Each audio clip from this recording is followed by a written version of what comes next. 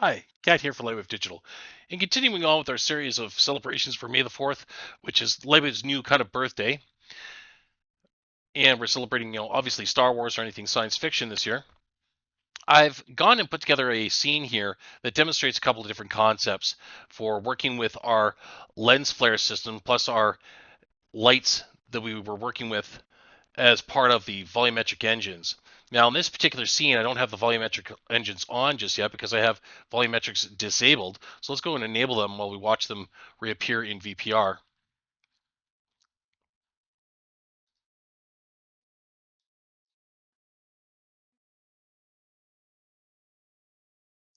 We need to drop our asymmetry to 0.9. There we've got our engine plumes.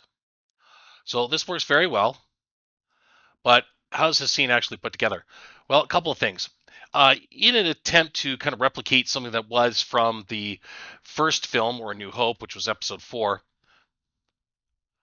let's take a look at how I put this together with our camera first.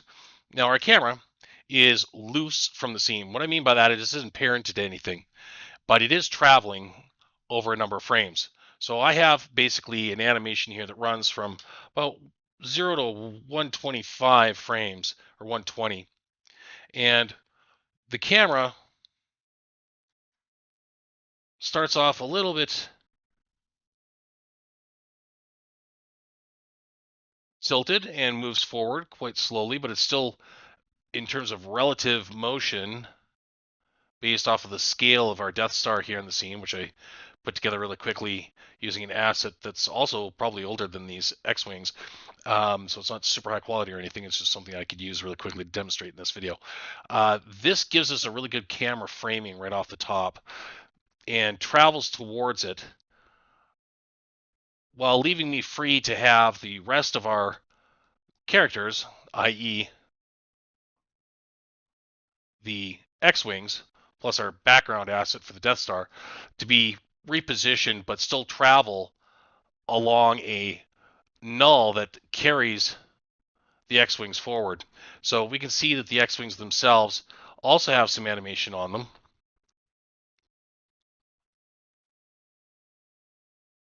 From 0 to 120 or further, depending.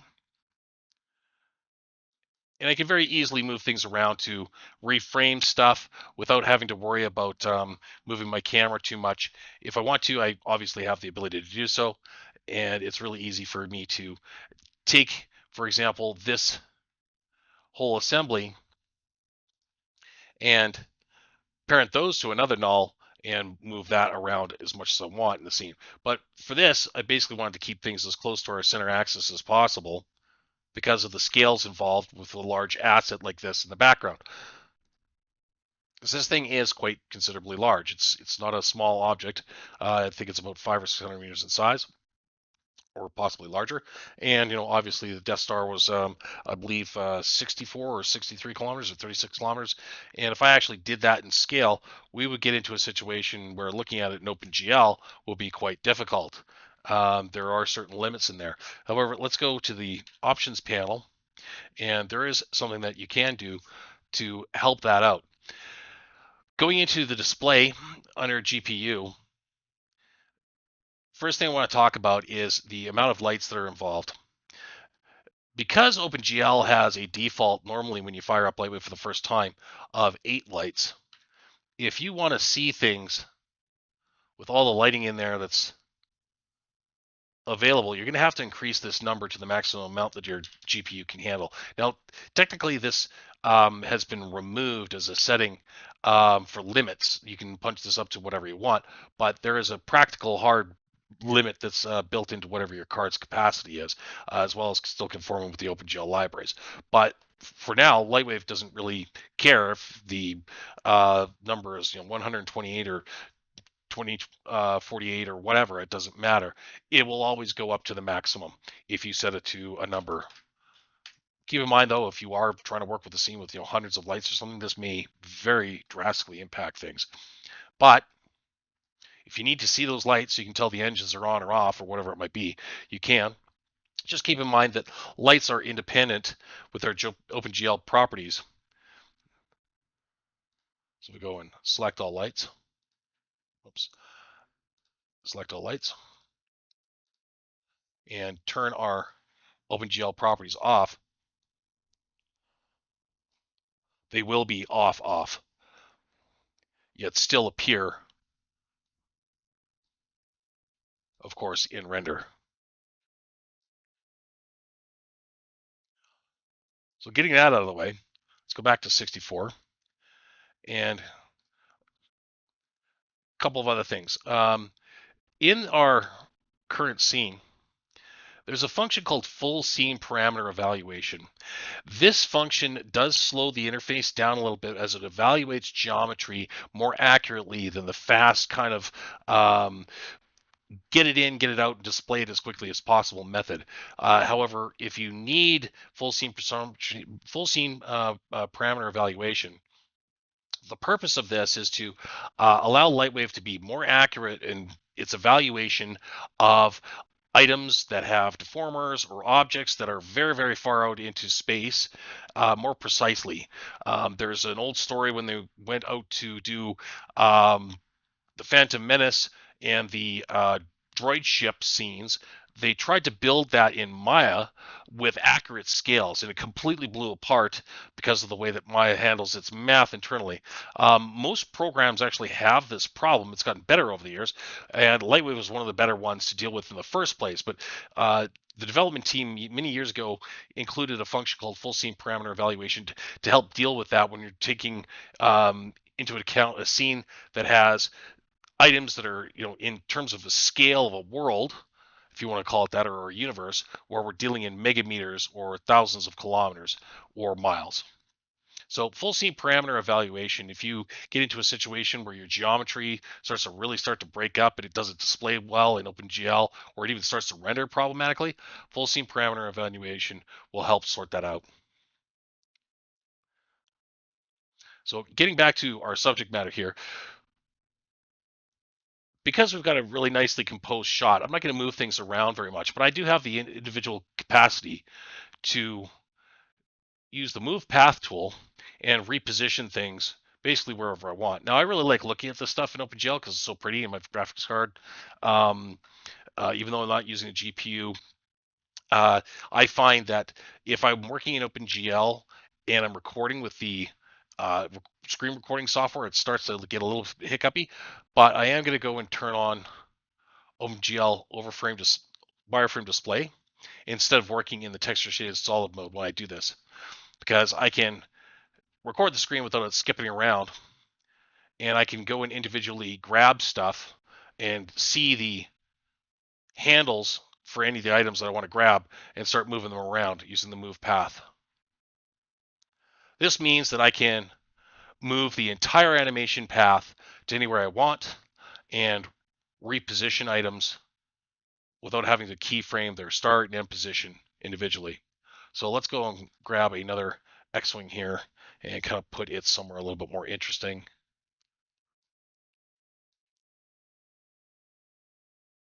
There we go. Turn that GL overlay off so we can see what this looks like. And it generally does a pretty good job for me. But one of the drawbacks, as we were discussing in the previous video, when working with volumetric lights in a final render kind of situation, is that at this time, at least in Lightwave 2024.2, when you have volumetric lights turned on in your scene, it will start to produce these sparkles.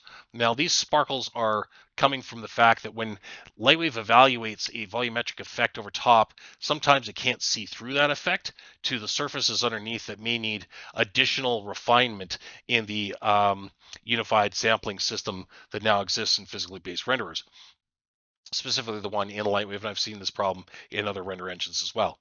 Now, this gets into a situation where if I'm doing a production shot and I want to get rid of these problems, I'm going to render this with the volumetric effects separate. So let's take a look at what the render time would be.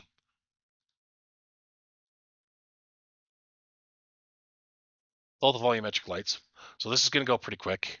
And I'm also going to turn off the flares. All right, so that gives me basically Really nice result, cleans up very quickly, and you can see that I don't have the same kind of sparkles anywhere. This will clean up very nicely and very quickly, and we get to a final production render. So I would render out a pass like this with any of the appropriate buffers that I would want.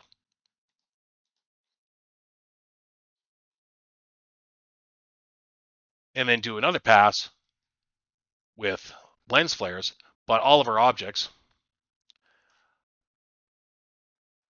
selected and hitting P, go to render, we go to matte object and constant value. So that when we render this, basically we get nothing but black. But if I go to the alpha, we'd also get nothing but black. If we change the constant value to surface with all those items selected,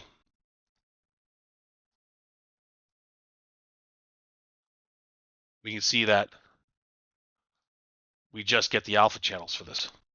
So if we want our lens flares on top of that, we would also get our lens flares. Ultimately, this would be what we've been looking at. So I'd render this out as a separate pass and composite it over top, and then do another one where we only are working with the volumetric lights on top.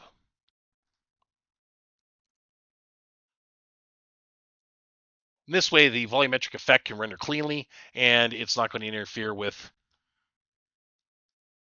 the lens flare pass, or the lens flares being rendered on top of it, and it's not going to hamper the anti-aliasing of the geometry and the surfaces on the ship. So I'd have these three at the least to composite together to get a final render, and they will render incredibly fast.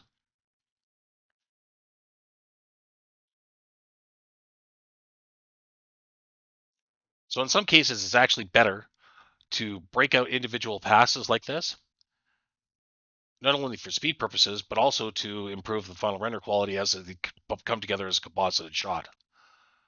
So you get something like this in the end. And then, of course, your lens flares, and then, of course, your geometry, essentially. So while that's going, we would have that probably on a render farm really quickly, get that sorted out. Let's go and select all of our objects again. And I'm going to demonstrate something else that I was experimenting with to try to replicate something along the lines of how the film would have looked, just straight out of render from Lightwave. So we're going to select all those objects. I'm going to make sure that they're use surface settings.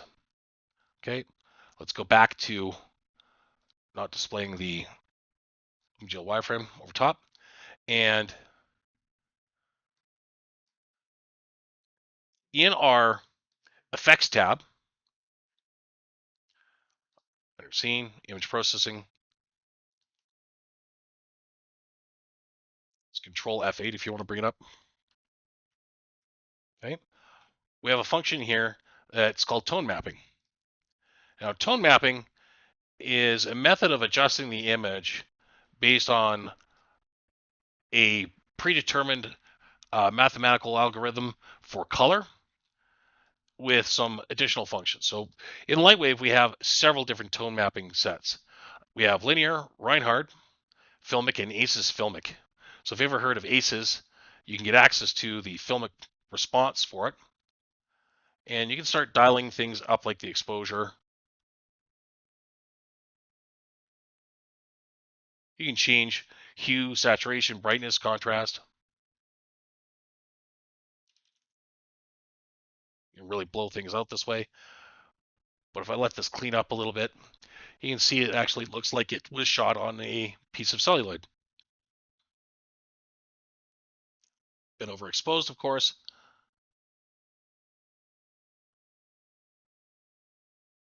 But it really does give us quite a nice look. Now I'm going to turn the volumetric effect off for the engines. You'll also notice something else.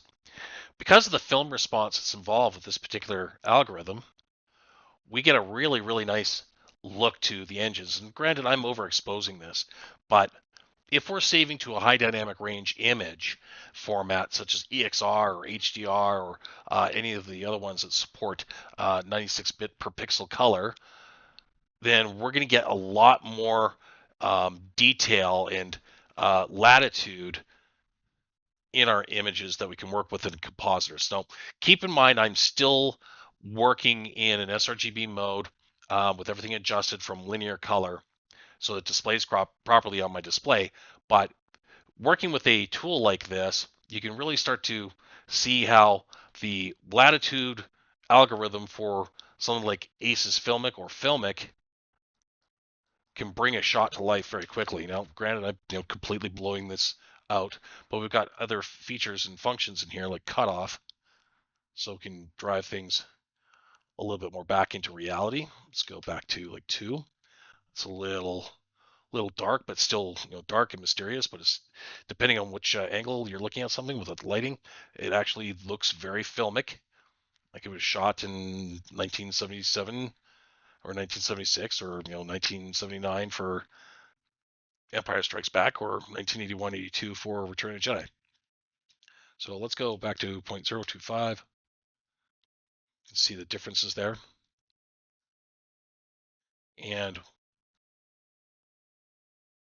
one of the beautiful functions of this exposure is that it'll help bring out some of those darker areas.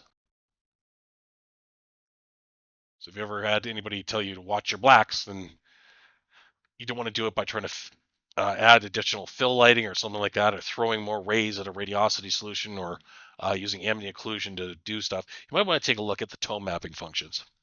Let's try the Reinhard filter. Let's go back to 1, which would be the default. And you can see this is pretty moderately balanced. This isn't too far away, if any, with the default from having it off, which would be the default render mode for Lightwave. But we can start to dial things in here where we can bring up the darker areas, and we can also clamp the brightest areas using a max luminance control. So if you're afraid of blowing something out, like making a really, really hot highlight or something like that, you can use the max luminance control to dial that back.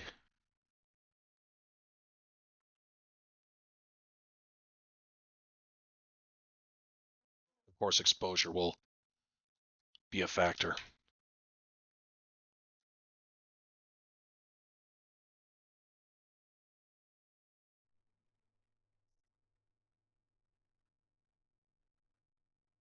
Back to something that's probably a little bit better. Let's go max luminance point 9. There we are. See what those engines look like. Looks pretty good. A little oversaturated in some spots, so I can dial that back. If I want it to look black and white, very easy to do. You take some of the nasty color out of this, just using a tone map filter. Now keep in mind, this is going to affect your final RGB render, and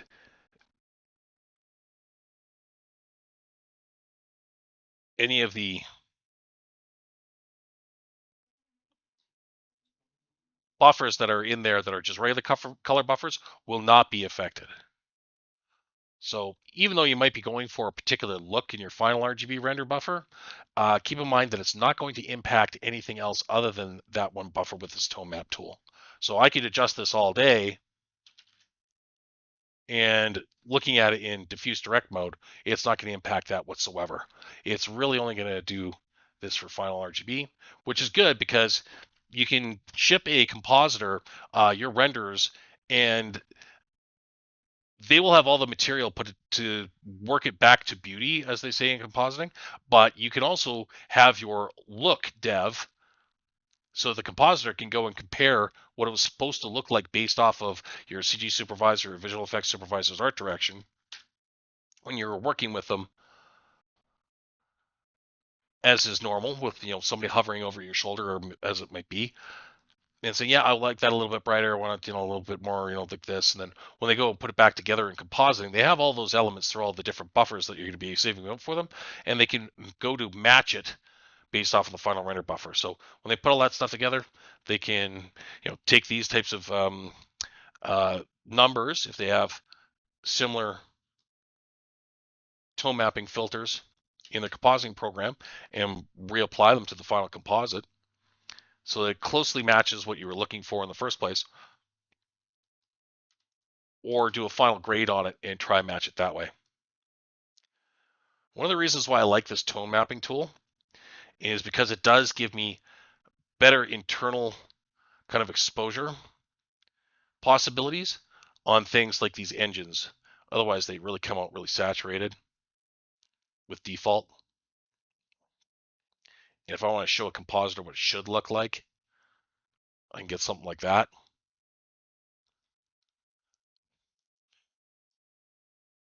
It's very handy. Now, moving on to another section, because I don't want to spend a huge amount of time on rendering a shot like this, even though it goes by pretty quick, if I want to do this without motion blur and use instead vector blur, rather than the in-camera motion blur properties, vector blur will give us really great results and help us clean up any of the additional noise that's on here. Now, I'm going to very quickly do an F9 roughly about here, just so we got some ship passing by us. And a little bit of the edge here. And I'm going to turn our lens flares back on because I want to demonstrate something that is an issue, but a correctable issue with using vector motion blur in a render engine like Lightwave's. Pretty much vector motion blur is a fake of in-camera motion blur. It's not real motion blur. It's based off of information that's stored in an image that determines the direction of a pixel with a velocity parameter. Now, don't worry too much about this time frame here. We're going to let this cook. This meter will go right down very quickly. But the end result for this, even though I'm only using like 8 out of 8 anti-aliasing, I could probably drop that down even a little bit more. But we'll watch this speed up really quickly here once we get off the large portion of the screen that's filled up and we get onto the smaller areas. Because really there's nothing for it to render here because it's all black. So we just saw a major drop there down to 3 minutes. Excellent. Again, rendering at 1920 by 1080, which is your standard 16 by 9 for HD TV.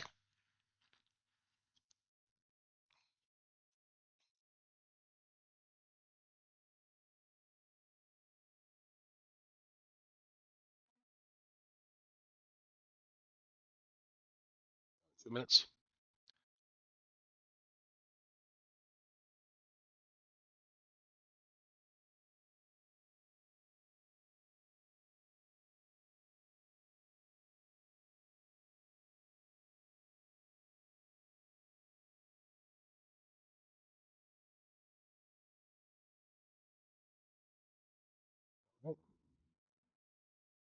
Home stretch here, done 1 minute, 54 seconds, 50 seconds,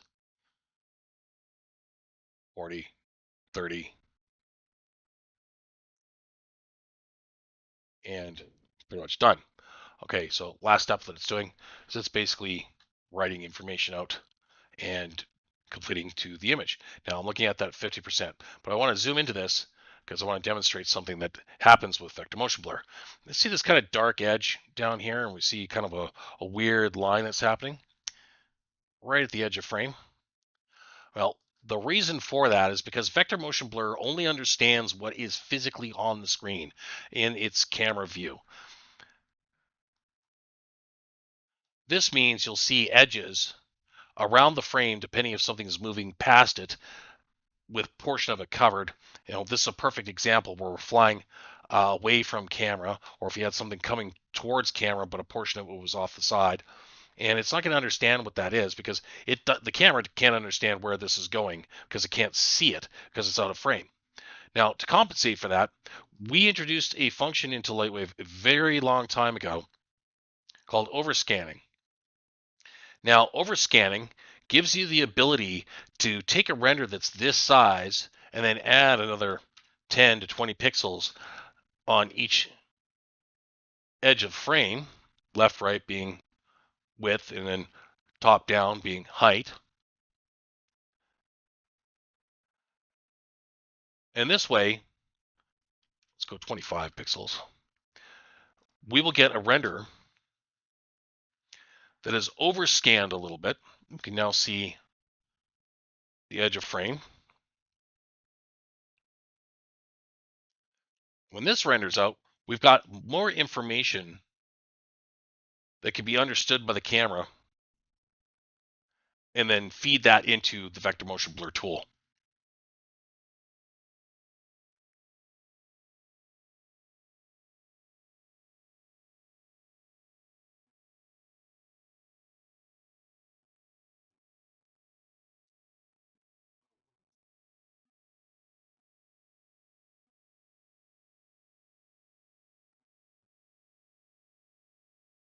Just going back to this frame for a second while we let the render cook off on the side.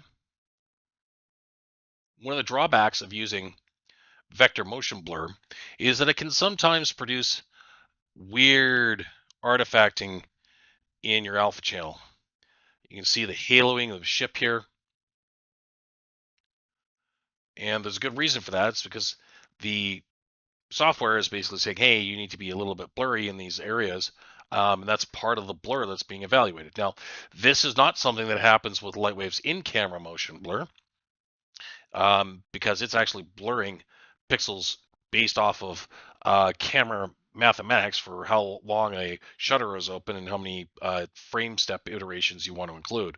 This is effectively a cheat. It's a very good cheat because it does certainly save render time, but if you're going to start getting into like serious compositing stuff, you're not trying to do everything in camera, it could be a major drawback for you in the comp process. In fact, I pretty much guarantee it. There is a time and place for it, and it has to be used smartly. But getting back to this overshoot or the overscan issue, this is the problem that we're going to try to solve.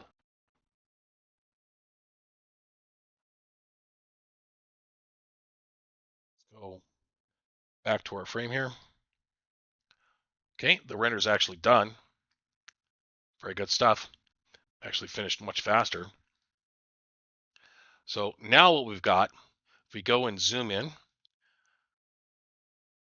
we've got more overshoot here that help take care of some of that problem. So let's just go back to 100%. See me using my mouse button. I'll just scroll over here. So page up, and we'll look at it with, this is our original render. Page down. We can see a difference in the shift, but this isn't really a difference in the shift. We still have the same framing, but we now have more pixels that have been evaluated off the edge of frame. You can see the difference in the pixel count. So now we're at 1970 by 1130. This means that we can, in comp, crop ourselves down to 1920 by 1080, and we won't see this edge anymore because this will be the overshoot area. So we get this cropped out, and we'll effectively have a nicer frame roughly like this. So that's the overscan feature in the camera system in Lightwave 3D. And this was a huge thing for us in professional studio environments because we wanted to use this type of motion blur post-processing render effect a lot of the time, but we always ran into the problem of, well, we've got the framing right, but now we've got this problem with the edges. How do we deal with that without actually moving or trying to compensate with an adjustment to the camera? Because you can't just go, oh, I'm gonna change the horizontal field or something and expect things to look the same. You're physically changing the lens settings here. We just want more render on the edges. And of course, we can turn it off, and we can also work with percent. So if somebody comes into you and says, oh, I want 10% more on the edge of the screen. What the hell is 10% more in terms of pixels? Well, Lightwave figures that out for you. And you can just use these types of values. So if you want 5% more on the side and a little bit more on the height, so 2.5, what does that work out to in pixels? Oh, 96 by 27. Fantastic function in there. Last but not least, we have a third-party plugin called StarPro. Now, StarPro, Flared Alpha and Vector Blur. The Flared Alpha basically just takes any of the volumetric or lens flare effects and puts them in the alpha channel as well. You can actually turn this off and they won't appear in alpha. But let's talk about StarPro. StarPro is a third-party star generator for Lightwave, Nuke, After Effects, and a couple of other programs. The tool is absolutely an industry standard. I don't care what anybody says. If you're going to do stars, you want to work with the Lightwave, or do it in post with After Effects, maybe Nuke. But if you're going to do it in 3D, this is the tool to use because it's been around for years. It's rock solid and it's based on real settings. What do I mean by real settings? Well, the star-based data files drive that, and I've gone and created a couple of presets for this. So let's go hibbity cross stars, and this will change the star values. Now, StarPro will not show up as a VPR rendered effect, as it is not a pixel filter. It is an image filter. And the difference is pixel filters like tone mapping obviously can be previewed. As you can see the shift in the background. Image filters, because they're more complex, they're more computationally heavy, are not. They are an image filter, and you can see the different range of image filters that are in here. And those need to be evaluated post-render. But you do have a little preview window in here that can help you determine how bright those stars are, saturation tint, max luminance threshold, the star size. If you have a render that's 4K, you're going to need to increase your star size, otherwise they're going to be almost sub-pixel at the current setting that I had, which was 1.25. For HDTV, especially when we're working on Galactica, Star Pro was the go-to star system because it didn't flicker when working with in-camera motion blur. It has its own internal motion blur system as a post-processing effect. So we wouldn't have problems with stars flickering all over the place like certain sci-fi shows did in the 90s and the early 2000s before Star Pro came along. You can also increase motion blur segments. You can add a parent object to it so that you have the ability to drive the parent object and change the way that the stars appear. It's got projection types of perspective, obviously, which we're looking for here. Hemisphere, which will give you a kind of a ball shape that if you were looking almost straight up at the sky, and then azimuth equatorial. You can also do 3D stars, and you can do parallel crush, and you can also treat the pixels as luminance or RGB. This is quite important for people who are working compositing. Maybe you need something that's exported via RGB, and you also need to see what they're going to look like as a proper true linear render, but converted from that to sRGB so you can see it on your display correctly. These functions are very, very important. And of course, you got the ability to load settings or save settings. So let's go Star Pro settings. Got some really nice scattered stars. And I'm going to just demonstrate this really quickly without actually having to render anything. We're going to go and select all objects. We're going to turn them all off. We're going to turn off the lens flares. And we're going to make sure our volumetric effect is off. And now I can just hit F9. And within a second or two, I'll get a really nice star field. And as I said, these will motion blur very nicely using their own blur settings. So if I, for example, took my camera here and added a really, really fast kind of motion to it, just going in any direction,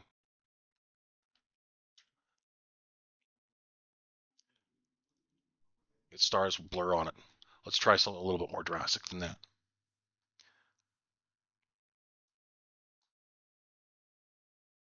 So we got starting there. That's not super drastic. It's not drastic enough.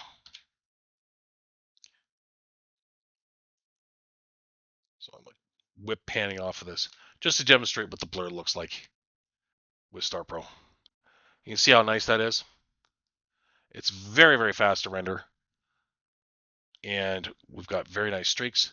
It's all very consistent. And if you need to do very large star balls or something like that, render them out. Star Pro is a fantastic tool. It's very affordable.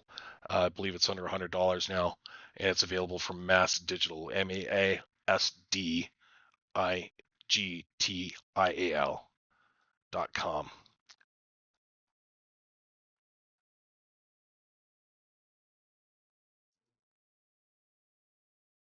Great look there, the way the stars work. And it'll effectively match when it's rendered with everything else. So let's turn on everything else. So let's go select all objects. Let's turn those back on and do another quick render here.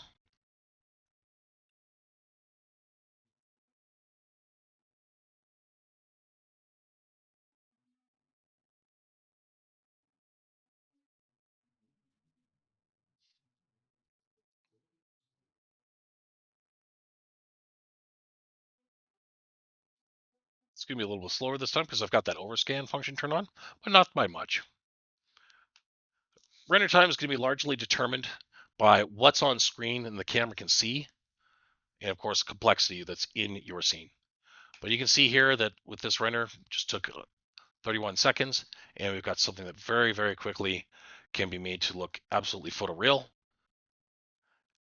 Don't even need a super high-end Death Star in the background, or X-Wings. Great. I could probably improve my lighting a little bit, but there's nothing wrong with this. It's all going to depend on your assets and just the knowledge of how to set these things up so you get a filmic look at it and what to do to get that filmic look, breaking things out and then compositing them back together image-wise in a compositing program like After Effects, Nuke, or Fusion. And Lightwave makes that very, very easy to do because of its buffer system.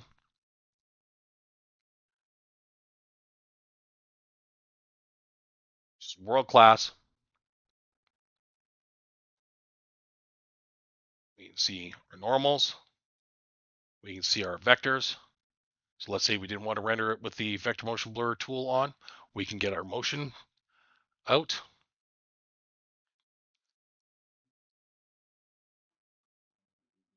So you can see the motion values change. So if you want to render it with just motion vectors, you got your normals, your object IDs. Some people call this a clown pass. Surface IDs, very similar, but based off of surfaces rather than the object number value. UVs, roll position versus camera position. Coverage buffer, doing effects like depth of field and fixing edges from vector motion blur. Depth, of course, this has to be viewed normalized. Let's go and normalize that. Now you've got a depth buffer in there. All that stuff is available to you through Lightwave's buffer system, and being smart about when you need or not need to render things in camera, but with some extra help from the render buffers and doing a couple different passes and then putting it together in comp, you can very quickly achieve photorealistic results without a lot of effort. And that's why we use Lightwave. All right, we'll be back in another video, but in the meantime, make sure you check out Lightwave 2025 from lightwave3d.com, and we hope to see you on the dark side.